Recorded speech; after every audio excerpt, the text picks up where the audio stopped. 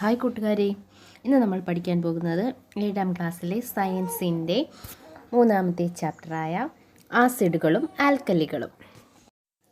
പുളിരുചിയുള്ള പദാർത്ഥങ്ങളാണ് ആസിഡുകൾ അഥവാ അമ്ലം. ഭക്ഷ്യവസ്തുക്കളിൽ അടങ്ങിയിരിക്കുന്ന ആസിഡുകൾ ശക്തി കുറഞ്ഞവയാണ്. ലബോറട്ടറികളിൽ ഉപയോഗിക്കുന്ന ആസിഡുകൾ ശക്തി കൂടിയവയുമാണ്. ലബോറട്ടറികളിൽ ഉപയോഗിക്കുന്ന ആസിഡുകൾക്ക് ഉദാഹരണമാണ് sulphuric acid, nitric acid, hydrochloric acid. ലബോറട്ടറികളിൽ സാധാരണയായി ആസിഡുകളെയും ആൽക്കലികളെയും തിരിച്ചറിയാൻ സഹായിക്കുന്ന ചുവപ്പ്, നീല നിറങ്ങളിലുള്ള പേപ്പർ ഏതാണ്? Litmus paper.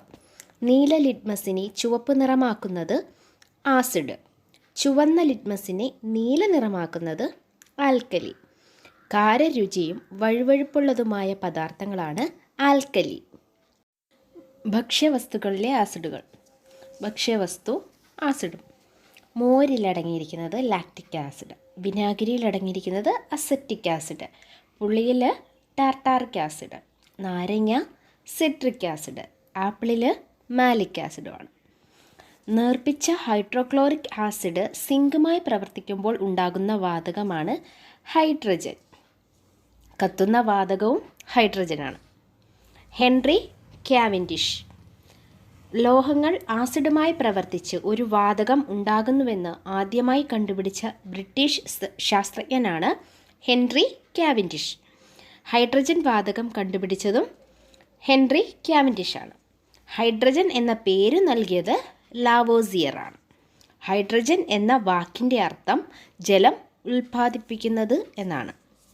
ആൽക്കലികൾക്ക് ഉദാഹരണങ്ങൾ: കാൽസ്യം ഹൈഡ്രോക്സൈഡ് അഥവാ ചുണ്ണാമ്പ് വെള്ളം, സോഡിയം ഹൈഡ്രോക്സൈഡ് ലായനി കാസ്റ്റിക് സോഡ, പൊട്ടാസ്യം ഹൈഡ്രോക്സൈഡ് ലായനി കാസ്റ്റിക് പൊട്ടാഷ്, അമോണിയം ഹൈഡ്രോക്സൈഡ് ലായനി ലിക്കർ അമോണിയ ജലത്തിൽ ലയിപ്പിച്ചത്. ആസിഡ് അടങ്ങിയ ആഹാരവസ്തുക്കൾ ലോഹപാത്രങ്ങളിൽ സൂക്ഷിക്കാത്തതിന് കാരണം ആസിഡ് ലോഹവുമായി പ്രവർത്തിച്ച് ഉണ്ടാകുന്ന ചില വസ്തുക്കൾ ആരോഗ്യ പ്രശ്നങ്ങൾ ഉണ്ടാക്കാൻ ഇടയുണ്ട്. അതുകൊണ്ടാണ്. മുട്ടത്തോട്, ചോക്ക്, മാർബിൾ എന്നിവയിൽ അടങ്ങിയിരിക്കുന്ന സംയുക്തം കാൽസ്യം കാർബണേറ്റ് ആണ്. ആസിഡുകൾ കാർബണേറ്റുകളുമായി പ്രവർത്തിക്കുമ്പോൾ ഉണ്ടാകുന്ന വാതകം കാർബൺ ഡയോക്സൈഡാണ്.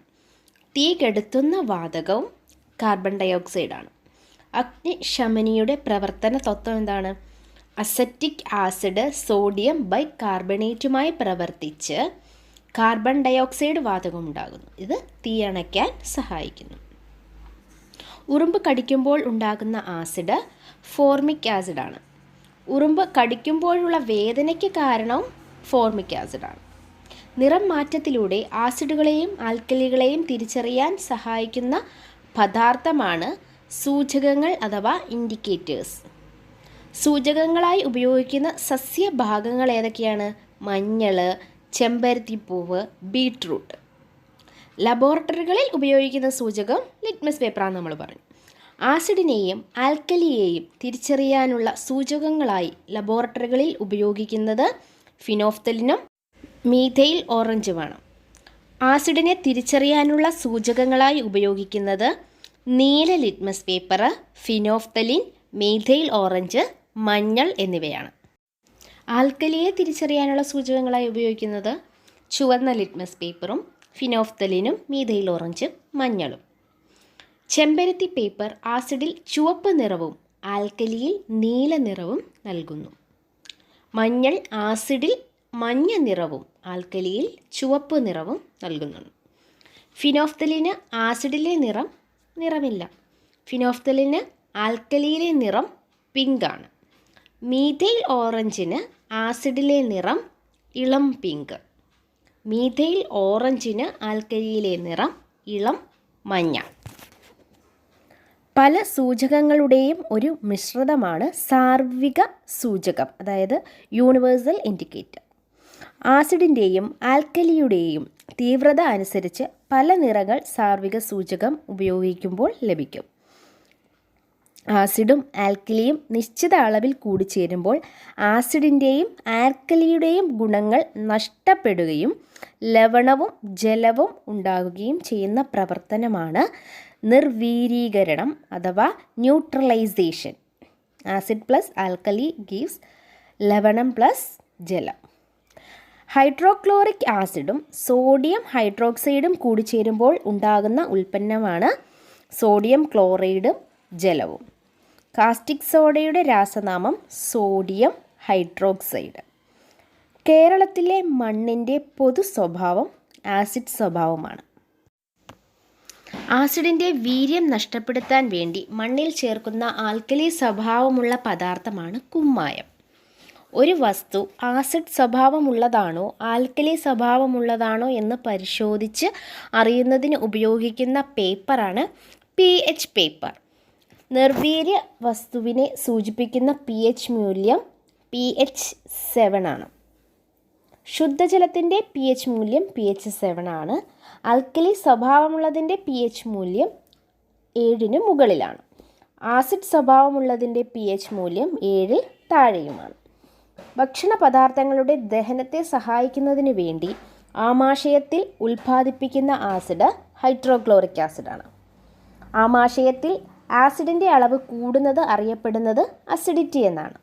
അസിഡിറ്റി ഉണ്ടാകാനുള്ള കാരണങ്ങൾ ശരിയായ രീതിയിൽ ആഹാരം കഴിക്കാതിരിക്കുക, വേണ്ടത്ര വെള്ളം കുടിക്കാതിരിക്കുക, തെറ്റായ ആഹാരശീലങ്ങൾ പിന്തുടരുക എന്നിവയാണ്.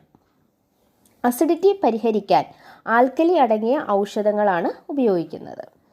ആൽക്കലിയുടെ ഉപയോഗങ്ങൾ എന്തൊക്കെയാണെന്ന് നോക്കാം. സോപ്പ് നിർമ്മാണം, ഡിറ്റർജൻറ്റ്, സെറാമിക് ഉൽപ്പന്നങ്ങൾ എന്നിവയുടെ നിർമ്മാണം, വ്യാവസായിക ആവശ്യങ്ങൾക്ക്, മലിനജല ശുദ്ധീകരണത്തിന്. ആസിഡും ഉപയോഗങ്ങളും. വിനാഗിരി അച്ചാറുകളിലും മറ്റു ഭക്ഷ്യവസ്തുക്കളിലുമാണ് ഉപയോഗിക്കുന്നത്. സിട്രിക് ആസിഡ് ഭക്ഷ്യവസ്തുക്കൾ കേടുവരാതെ സൂക്ഷിക്കാനും പാനീയങ്ങളിലും.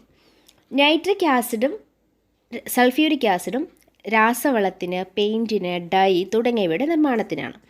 സൾഫ്യൂരിക് ആസിഡ് മോട്ടോർ വാഹനങ്ങളിലെ ബാറ്ററി, ടാനിക് ആസിഡ് മഷി, തുകൽ എന്നിവയുടെ നിർമ്മാണത്തിനാണ്. സോപ്പ് നിർമ്മിക്കാൻ ആവശ്യമായ വസ്തുക്കൾ സോഡിയം ഹൈഡ്രോക്സൈഡ് അഥവാ കാസ്റ്റിക് സോഡ, വെളിച്ചെണ്ണ, വെള്ളം, സോഡിയം സിലിക്കേറ്റ്, സ്റ്റോൺ പൗഡർ എന്നിവയാണ്.